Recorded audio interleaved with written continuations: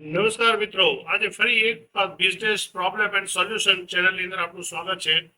આજે આપણે જોવા જઈએ છીએ ખાસ કે સેલ્સ ટીમનું પરફોર્મન્સ અને એનું એનાલિસિસ, બરોબર, એ તમારે ખાસ કરવું પડે, એનું ઇવેલ્યુએશન તમારે કરવું પડે ખાસ.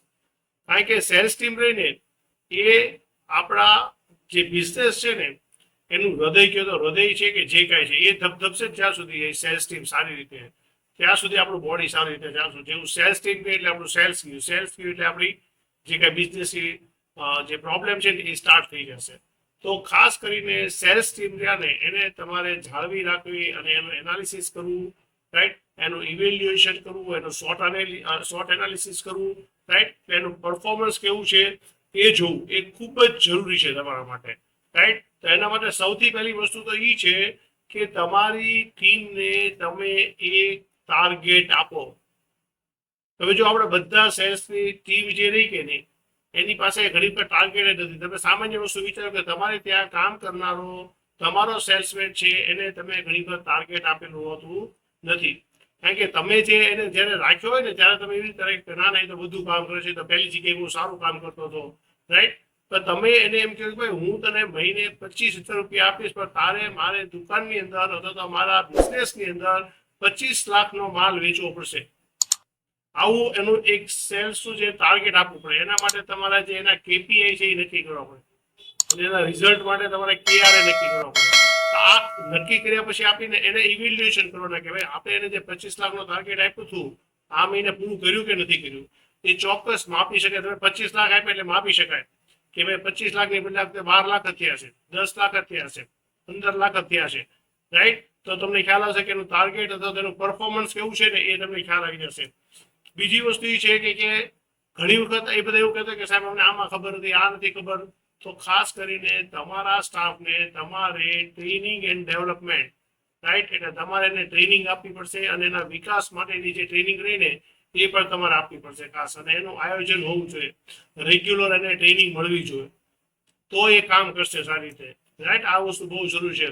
પછી એના માટે તમારે કોઈ પણ રિવોર્ડ્સ આપવા પડે, રાઈટ, એટલે એને પ્રોત્સાહન મળે, બરોબર, કે ભાઈ તું આટલું કામ કરીશ ને એની એટલા ઉપરથી એટલું કામ થશે તો તને આ વસ્તુ મળશે, આટલુંથી આ કરશે તો આ વસ્તુ મળશે.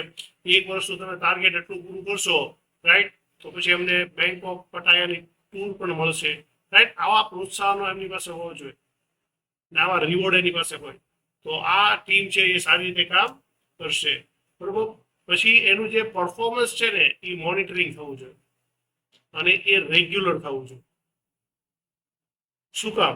કે દાખલા કે તમે એ વસ્તુ ધ્યાન નહીં આપો ને તો જ્યારે છેલ્લો દિવસ હશે ત્યારે તમે કહો યાર આના મહિનામાં કઈ કામ જ નથી.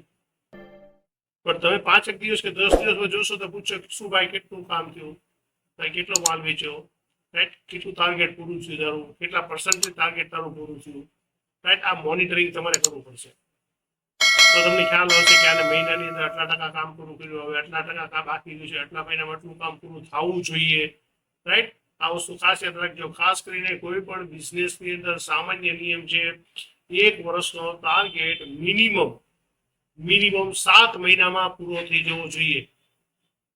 કારણ કે બાકીના જે મહિના રહ્યા ને જે 5 મહિના એમાં તો એ રજા ના ને એ બધી વસ્તુ ઘણી આવે છે.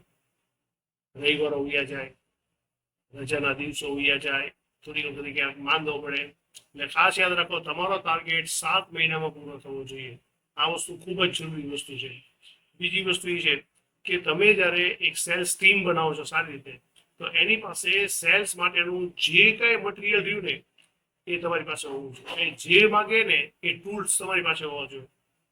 એને કોઈ જગ્યાએ કોઈ પણ વસ્તુ બતાવી છે, સમજાવી છે, તો એના માટે એના કોઈ પોર્ટફોલિયો જોઈએ છે તો એ તમારે એને ઉપલબ્ધ કરાવવો પડશે. એને પેમ્પલેટ જોઈએ છે તો એને પેમ્પલેટ આપવા પડશે, એને ડેંગલર જોઈએ છે તો ડેંગલર આપવા પડશે તમારે. પણ આ બધી વસ્તુ રેડી હોવી જોઈએ. નહીં તો તમે કે હજી આપણે પ્રિન્ટ કરવા દીધા છે, હજી આવ્યા નથી, હજી આ હજી આવ્યું નથી, બુક્સ આપણી બની નથી, તો સાહેબ જે કસ્ટમર એની પાસે માંગે છે એને થોડો તમે એવું કહી શકશો, રાઈટ. એ તો તરત કહેશે સાહેબ તમારી કાંઈ મટીરિયલ નહોતું, કાંઈ કસ્ટમર તો કીધું કાંઈ નથી, રાઈટ. એટલે ખાસ યાદ રાખો આ વસ્તુ તમારી પાસે તૈયાર હોવી જોઈએ. બીજી વસ્તુ એ છે ખાસ કરી અને તમે તમારી સેલ્સ ટીમ રહીને એના પોઝિટિવ ફીડબેક લો કે ભાઈ તું આ માલ વેચવા જા છો તો તું અહીંયા સેલ્સ કરો છો, તો એમાં તને ક્યાં ક્યાં પ્રોબ્લેમ આવે છે, કેવા કેવા પ્રોબ્લેમ આવે છે, એના માટે આપણે શું કરી શકાય એની એની એની પાસે જ કરી તો પેલું કરો. તો કદાચ એક પાસેથી તમને જે ફીડબેક મળશે એ તમે બીજામાં ઇમ્પ્લિમેન્ટ કરી શકશો. તો ખાસ આ વસ્તુ જરૂરી વસ્તુ એટલે એમની પાસે તમે છે ને પોઝિટિવ ફીડબેક લો તમારી ટીમ પાસેથી કે ભાઈ આ મહિનાની અંદર જે ટાર્ગેટ છે એનું પૂરું નથી એનું કારણ શું. તો હવે એના માટે આપણે શું કરે, નેક્સ્ટ મહિનામાં આપણે શું કરશું, બરોબર. આ વસ્તુ જાણવી ખૂબ જ જરૂરી વસ્તુ છે. બીજું ટીમનું મોનિટરિંગ, રાઈટ.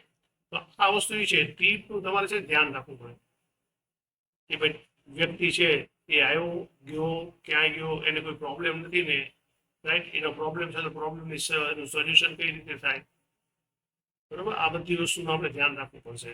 બહાર ગામ ગયો હોય આપણો સેલ્સમેન, તો ત્યાં કોઈને પ્રોબ્લેમ નથી ને, ત્યાં કદાચ પ્રોબ્લેમ ઊભો થયો તો એનું સોલ્યુશન કેવી રીતે થાય. આ દરેક વસ્તુનું ધ્યાન તમારે રાખવું પડશે. એટલે એક જેને કહેવાય ને કેર ટેકર તરીકે એ પણ તમારી બહુ જરૂરી વસ્તુ છે. તો આટલા જે મુદ્દાઓ રહ્યા ને એ જો તમે તમારી ટીમ માટે વાપરશો ને તો 100% તમારી ટીમ છે ને એ સારામાં સારું પરફોર્મન્સ આપશે. એ 100%ની વાત છે, રાઈટ. જો તમને આ વિડીયો સારો લાગ્યો હોય તો આ વિડીયોને લાઈક કરો, શેર કરો અને આ ચેનલને સબસ્ક્રાઈબ કરો. Thank you.